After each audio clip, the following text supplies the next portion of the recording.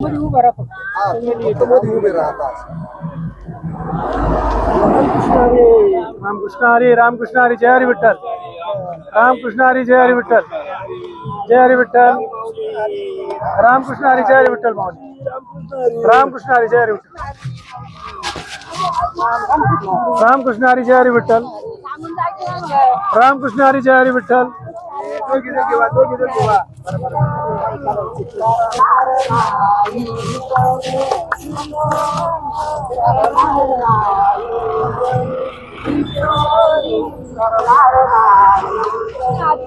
रामकृष्ण हरी मोदी.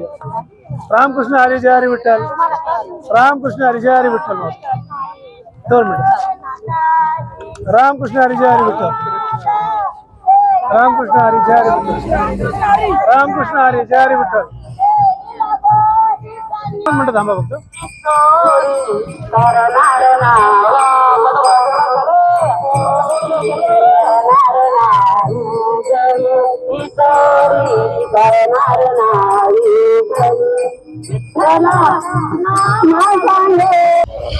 नमस्कार. या ठिकाणी यशवंतपुर तालुका जिल्हा अहिल्यानगर प्रमुख जे आहेत महाराज त्यांचा काय आनंद आहे, काय उत्साह आहे, काय उत्साह आहे, त्यांचा प्रवास कसा चालू आहे, बरेच किलोमीटर या ठिकाणी आले आहेत. पंढरपूरची ओढ लागलेली आहे.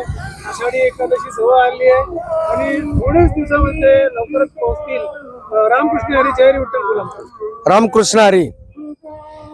जवळजवळ आज दिंडी सोहळ्याचा श्री दत्त दिंडी सोहळा इसळक, निंबळक, कर्जुले, हिंगणगाव, हमीदपूर पंचकृषी मधून आमची दिंडी निंबळक वरून निघते. दिंडीमध्ये 350 वारकरी आमच्या दिंडीमध्ये प्रवास करतात. पंढरपूर पर्यंत जाऊपर्यंत अजून 100 वारकरी वाढतील. अतिशय आनंदात उत्साहामध्ये विठुरायाचं दर्शन चाललेलो आहोत. अगदी होय होय वारकरी पाहे पाहे रे पंढरी. अगदी 60, 65, 70 वर्षाचे वृद्ध सुद्धा अगदी कुठून ऊर्जा येते तर ती ऊर्जा देतो जगाचा मालक पांडुरंग परमात्मा. अतिशय आनंदात उत्साहात हा प्रवास आमचा चालू आहे. रामकृष्ण हरी. आषाढी एकादशीचं आणखीन एक नाव काय माऊली? देवशयनी एकादशी. हा, आषाढी एकादशी देवशयनी. देहू आणि आळंदी कोणत्या नदी किनारे? देहू आणि आळंदी इंद्रायणी नदीच्या किनाऱ्यावर. आळंदीचं आणखीन एक नाव काय? अलंकापुरी. बरं. कृतयुगामध्ये आनंद नगरी होतं. त्रेतायुगामध्ये कापिल आणि द्वापार युगामध्ये वारुण तीर्थ आणि कलियुगामध्ये अलंकापुरी म्हणजे आळंदी. हरिपाठामध्ये किती अभंग आहे माऊली? 27. ज्ञानेश्वरीचं मूळ नाव काय?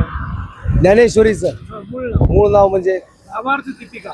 भावार्थ दीपिका. भावार्थ दीपिका तिचं मूळ नाव आहे. हो. ग्रंथच आहे. हो. गीतेवरील टीका आहे. असं आहे का? हा. बरं, ठीक आहे. आता माझा प्रश्न असा आहे की आपले जे लाडके ज्येष्ठ प्रिय भगवान विष्णू ते देवशयनी एकादशीपासून योग निद्रेवर जातात 4 महिन्यासाठी.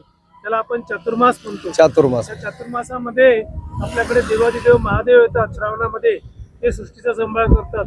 मग नंतर गणपती येतात, ते सृष्टीचा सांभाळ करतात. मग देव्या येतात, ते सृष्टीचा सांभाळ करतात. मग पितृ येतात. अशा पद्धतीने 4 महिने चातुर्मास चालतो. आणि कार्तिक एकादशीला आपले लाडके प्रिय भगवान विष्णू पुन्हा येऊन सृष्टीचा भार सांभाळतात. परंतु 4 महिने आपल्याला पोरकं ठेवत नाही. ज्यावेळेस त्यांची निद्रा चालू असते त्यावेळेस हे बाकीचे देव येऊन आपल्याला सांभाळतात. माझा आता तुझ्याचा प्रश्न असा आहे की जे का रंजले गांजले त्यासी म्हणे जो आपुले. कोणी म्हणलंय? जे का रंजले गांजले त्यासी म्हणे जो आपुले. कोण म्हणले असं? संत तुकाराम महाराज. वृक्षवल्ली आम्हास्वरे कोणी म्हणलेलं आहे? तुकोबारायांच्या जाबंग. ज्ञानेश्वर माऊलीची समाधी कुठे आहे माऊली? अलंकापुरी. आणि त्यांचं जन्मस्थान? जन्मस्थानामध्ये थोडासा वाद आहे, परंतु आपेगाव आणि अलंकापुरी. संत एकनाथ महाराज समाधी कुठे आहे? एकनाथ महाराजांची पैठण. विष्णूची एक यात्रा सुरू झाली 2-3 दिवसापूर्वी, सांगता येईल का? रथयात्रा. हो, जगन्नाथपुरीची रथ. बरोबर आहे. धन्यवाद माऊली. हो. रामकृष्ण हरी. राम